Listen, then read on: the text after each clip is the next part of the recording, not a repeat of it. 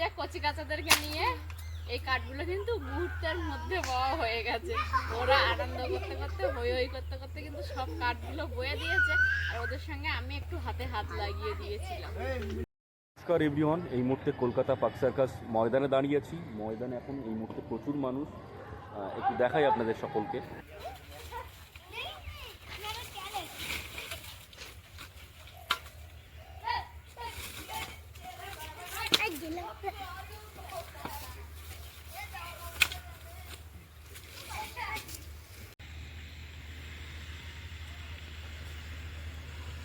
মানুষ ধীরে ধীরে বড় হয়, মস্তিষ্কের বিকাশ ঘটে, কিন্তু মানুষ কখনো শৈশবকে ভুলতে পারে না। আর এদের সঙ্গে কাটানো সময়গুলো সেই ছোটবেলার স্মৃতি, শৈশবকে ফিরিয়ে দেয়। নমস্কার, আপনারা সকলে ভালো আছেন তো? সাথী বিপ্লব ব্লগের আরও একটা সম্পূর্ণ নতুন পর্বে নবাগত এবং পুরাতন সকল দর্শক বন্ধুকে স্বাগত জানিয়ে নতুন একটা পর্ব শুরু করছি। তো সম্পূর্ণ পর্বটি আপনারা কোথাও স্কিপ না করে দেখতে থাকুন, আশা করব আপনাদের ভালো লাগবে। আর যারা আমাদের এই চ্যানেলে ছাড়া ভিডিওগুলো প্রথমবারের জন্য দেখছেন, যদি ভালো লেগে থাকে একটু সাবস্ক্রাইব করার অনুরোধ রইল। লাইক কমেন্ট করে পাশে থাকবেন, শেয়ার করে নিজের বন্ধুদের মধ্যে ছড়িয়ে দেবেন। ওই যে খাল থেকে আমাদের সেই মোটরটায় জল আসছে, এই যে বাঁশ গাছ তলা দিয়ে বাবা দুটো তক্তা দিয়ে দিয়েছে, সেইখান থেকে জল পড়ছে। নাহলে পুরো পাইপ দিয়ে যদি সরাসরি পড়তো তাহলে পাটটা ভেঙে যেত। আর এই পুকুরটায় অনেকটা পরিমাণে জল পরিপূর্ণ করা হবে। যে কাঠগুলো কাটানো হয়েছে ওই কাঠগুলো এই পুকুরে ভিজিয়ে রাখা হবে, নাহলে শুকনোভাবে রাখলে কাঠগুলো বেঁকে যাবে। যখন পরবর্তীতে ঘরের কাজ হবে তখন আর আমরা ব্যবহার করতে পারবো না। তো এখন যে পরিমাণ জল আছে এটা একটু কম পড়ছে, তো ওই জন্য আমাদের পাশের খাল থেকে মোটর লাগিয়ে সকাল সকাল কিন্তু অনেকটাই জল তুলে নেওয়া হবে। তারপর একটু স্নানের আগে তখন ওই কাঠগুলোকে আবার সব জলে ভেজানো হবে।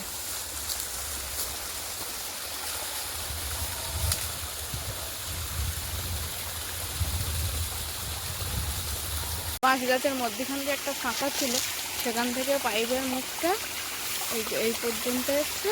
ওরকম থেকে আবার তক্তার উপর দিয়ে জলটা আসছে, যেন পুকুরের পাড় না ভেঙে যায়।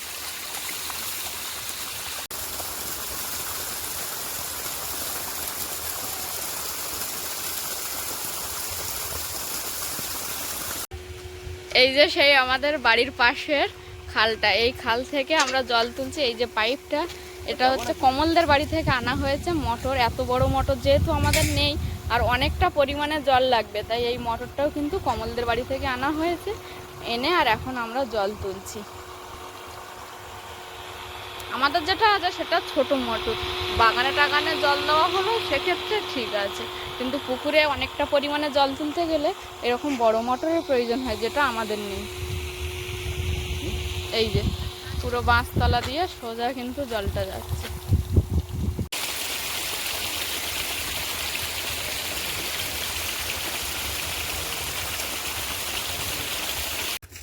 এই যে কাঠগুলোকে এখান থেকে একে একে বাবা আর ভাই দুজনে মিলে নিয়ে পুকুরের মধ্যে ফেলছে।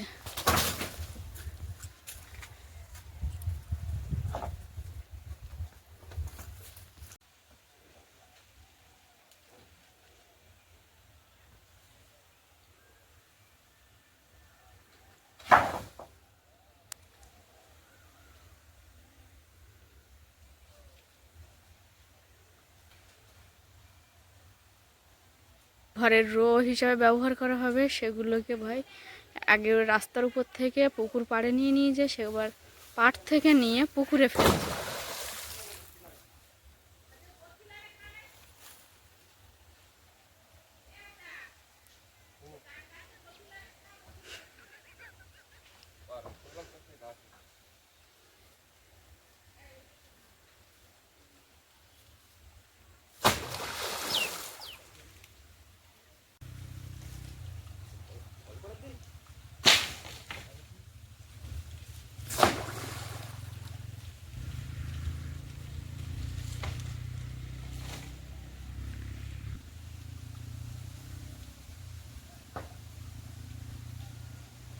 এই কাঠ কিরকম ভাসবে না ডুবে যাবে আস্তে আস্তে?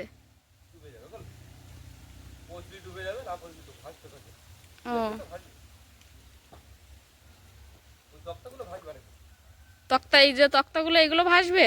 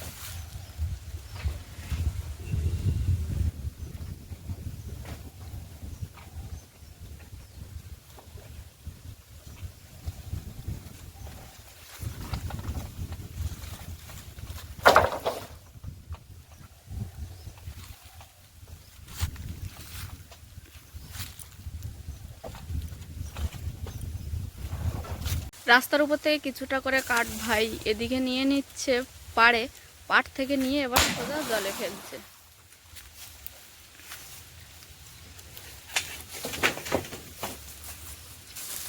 এই যেখানে একটা কাঠ কিন্তু একটু উপরে উঠে গেছে, তো সেটা আবার আরেকটা অন্য কাঠ দিয়ে জলে দিয়ে দিচ্ছে ঠিক করে।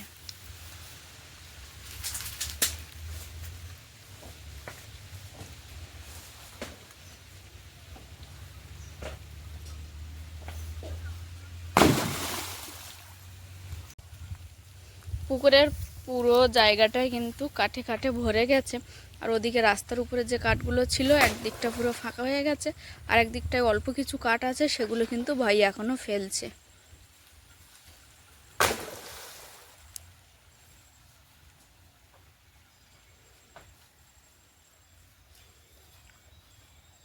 নমস্কার এভরিওয়ান, এই মুহূর্তে কলকাতা পার্ক সার্কাস ময়দানে দাঁড়িয়েছি। ময়দানে এখন এই মুহূর্তে প্রচুর মানুষ। একটু দেখাই আপনাদের সকলকে।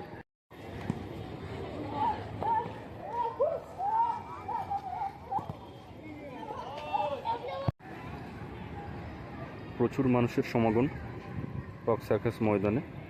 ক্রিকেট খেলা চলছে, দুটো তিনটে দল দেখা যাচ্ছে, ক্যামেরায় কতটুকু দেখা যাচ্ছে জানি না।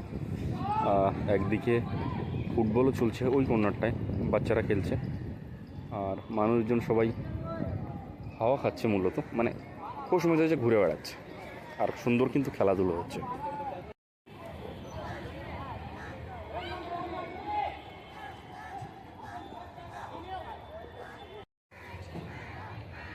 এখন এই কাঠগুলো জ্বালানি হিসেবে ব্যবহার করা হবে, তো সেই কাঠগুলোকে নিয়ে এখন বাড়ির মধ্যে একটা জায়গায় রাখবো। তো একার পক্ষে সম্ভব না, মা এদিক থেকে গুছিয়ে দিচ্ছে, আমাদের কচি কাচার দল অর্থাৎ হেল্পিং হ্যান্ডগুলো একটু একটু করে নিয়ে যাচ্ছে, আর ওদের সঙ্গে কিন্তু আমিও নিয়ে যাচ্ছি। আর কে কতটা পারবে সেই পরিমাণটা কিন্তু মা বসে দেখিয়ে দিচ্ছে। পারবি তুই? ওপরের ওই কাঠটা তোলো, এই বড় কাঠটা তোলো, এইটার ওপরে যেগুলো আছে ওইগুলো তুলে নেওয়া আসবে। কোথায় দিচ্ছি, ওদিকে যাচ্ছিস কেন? পড়ে যাবি, পায়ে যেন না লাগে, দেখিস দীপশিকা। এগুলো তোলো, ওপরে মনীষা পারবি? বড়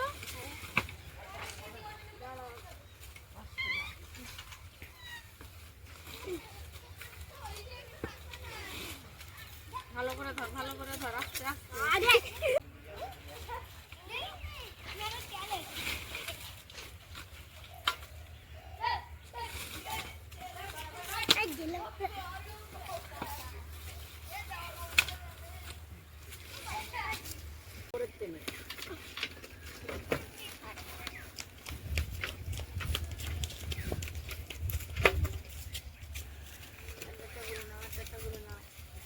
যেটা ধরতে প্রতিদিনই করি, উপরে তো নিতে আয়, নিলে আরো টানাটানিটা করা লাগে।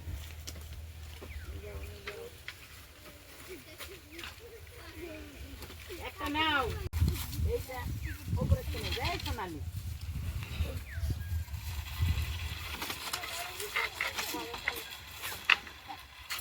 হাত বাড়ি ওপরে তো কাটাই দিকে টেনে না তো।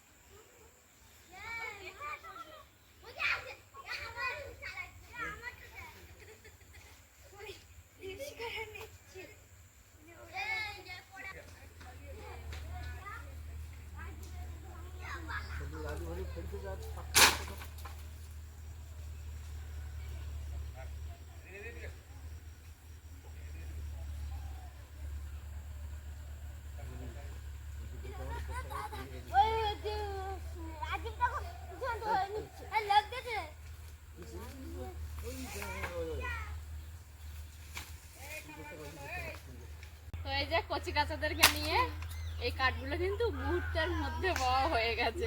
ওরা আনন্দ করতে করতে হই হই করতে করতে কিন্তু সব কাঠগুলো বয়ে দিয়েছে, আর ওদের সঙ্গে আমি একটু হাতে হাত লাগিয়ে দিয়েছিলাম। এখন ছাদে এসেছি, শুকনো চিংড়ি মাছগুলো তুলে নিয়ে যাব।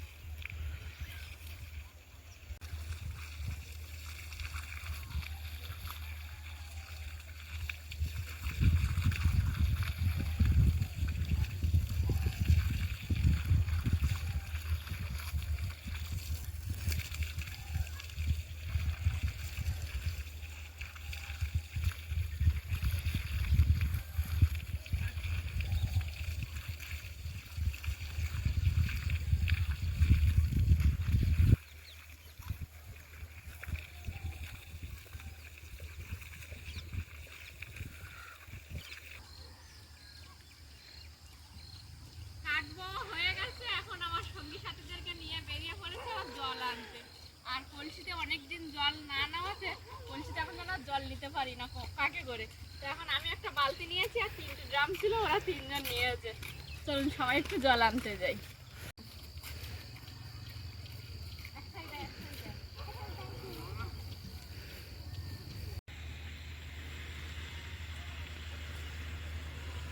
মানুষ ধীরে ধীরে বড় হয়, মস্তিষ্কের বিকাশ ঘটে, কিন্তু মানুষ কখনো শৈশবকে ভুলতে পারে না। আর এদের সঙ্গে কাটানো সময়গুলো সেই ছোটবেলার স্মৃতি, শৈশবকে ফিরিয়ে দেয়। তাতে পড়ে গেলে দাঁত টাত ভেঙে যাবে তোর।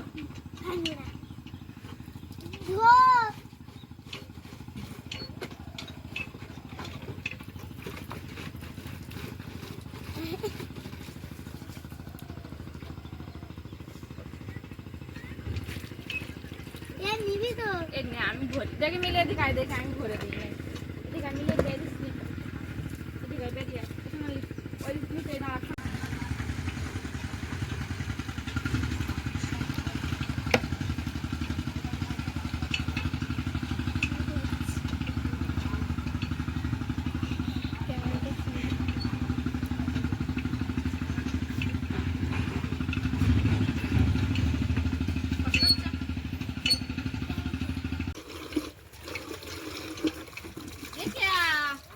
পরীক্ষা হয়ে গেছে?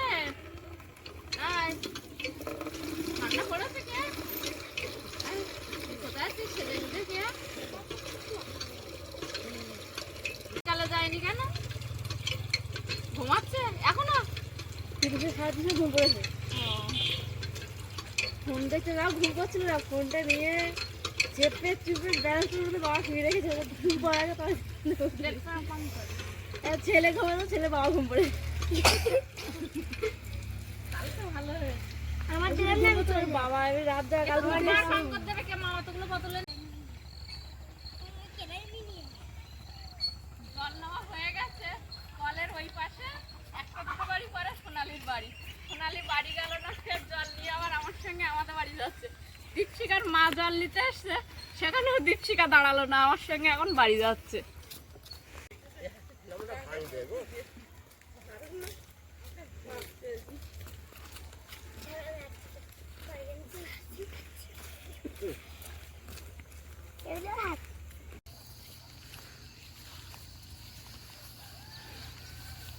আজ সারাদিনে আমার সঙ্গী সাথে এই যে কচি কাচারা, আর এদের সঙ্গে কাটানো সময়গুলো একটু একটু করে কখন যে পেরিয়ে যায় বোঝাই যায় না। দিনের এমনি 4 ঘন্টা ওরা পড়তে আসে সকালে বিকালে করে, তারপরেও যখন ছুটি হওয়ার পরে সময়গুলো থাকে কখন যে সন্ধ্যা নেমে আসে বোঝা যায় না। কিন্তু আমাদের দিনের অর্ধেকটা সময় কাটে এই কচি কাচাদের সঙ্গে। এদের সঙ্গে পড়াশুনো, হাসি, গল্প, কাজকর্ম সব কিছু মিলিয়ে মিশিয়ে চলে। তো আজকের পর্বটা ছিল ওদেরকে নিয়ে কাঠ বয়েছি, সবাই মিলে খুব আনন্দ করতে করতে। শুধু মা একটু বলেছে আমাদের কিছু কাঠ আছে, ওগুলো পরে একটু বয়ে দিও মা তুমি। তা সেই কথা শুনে সবাই দৌড়েছে, কাকিমা কেন একা কাঠ বয়ে বাড়ি নিয়ে আসবে, আমরাও যাব। তো সব মিলিয়ে বাবা হলো এখন হাসি আনন্দ করতে করতে। মার দাঙ্গা তো ওদের মধ্যে হতেই থাকে।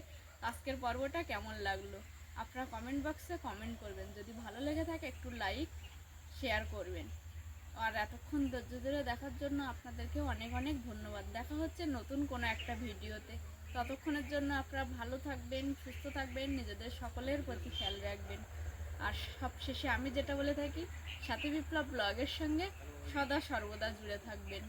নমস্কার, আজ তাহলে আসি।